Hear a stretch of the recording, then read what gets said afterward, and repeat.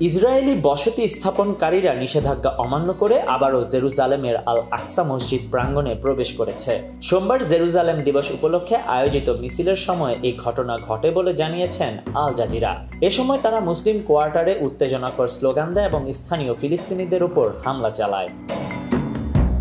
প্রত্যক্ষদর্শীদের মতে প্রায় 2000 ইসরায়েলি ওই এলাকায় প্রবেশ করে। তাদের সঙ্গে ছিলেন জাতীয় নিরাপত্তা মন্ত্রী ও কট্টরপন্থী নেতা ইতামার বেন-গভির। তিনি সামাজিক মাধ্যমে একটি ভিডিও পোস্ট করেন যেখানে তাকে মসজিদ এলাকায় প্রার্থনা করতে দেখা যায়। ভিডিওতে আরও দেখা যায় ইসরায়েলি পার্লামেন্ট সদস্য ইৎজাক উজার ও মন্ত্রী ইৎজাক ভাসেরলফকে। বেন-গভির জানান তিনি গাজার যুদ্ধ জয়ের প্রার্থনা করেছেন এবং হামাসের হাতে আটকদের মুক্তির কামনা করেছেন। ইসরায়েলি মিছিলকারীরা মুসলিম কোয়ার্টার অতিক্রমকালে আরব নিপাত যাক ও তোদের বসতি জ্বলুক এই ধরনের উস্কানিমূলক স্লোগান দেয়। অংশগ্রহণকারীদের বেশিরভাগই দখলকৃত জেরুজালেম ও পশ্চিম তীরের অবৈধ বসতি স্থাপনকারী।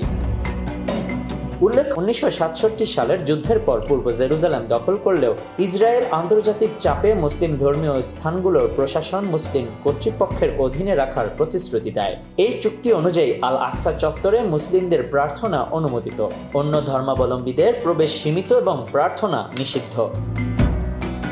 আন্তর্জাতিক আইনে জর্ডানের ইসলামিক ওয়াকফ কাউন্সিল এই চত্বরের প্রশাসনিক নিয়ন্ত্রণে রয়েছে। ইসরায়েলি সুপ্রিম কোর্টও সেখানে ইহুদি প্রার্থনা নিষিদ্ধ করেছে। জাতিসংঘ সহ অধিকাংশ আন্তর্জাতিক সংস্থা পূর্ব জেরুজালেমকে ফিলিস্তিনি ভূখণ্ড হিসেবে চিহ্নিত করেছে।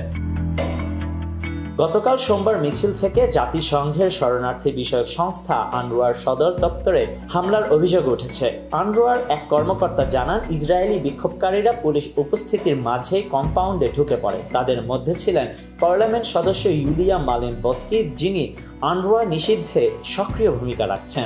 সামাজিক মাধ্যমে ছড়ানো ভিডিওতে দেখা যায় কিছু ইসরায়েলি কিশোর পতাকা হাতে ফিলিস্তিনি দোকানীদের হয়রানি করছে। ঘটনার পর দুজনকে আটক করেছে পুলিশ। যদিও কর্তৃপক্ষ দাবি করেছে অনাকাঙ্ক্ষিত ঘটনা ঠেকাতে বিপুল সংখ্যক সশস্ত্র পুলিশ মোতায়েন ছিল। এই ঘটনা আবারও আল আকসা চত্বরের পবিত্রতা ও ফিলিস্তিনি অধিকার নিয়ে আন্তর্জাতিক উদ্বেগ বাড়িয়েছে। Desk report, news now 24।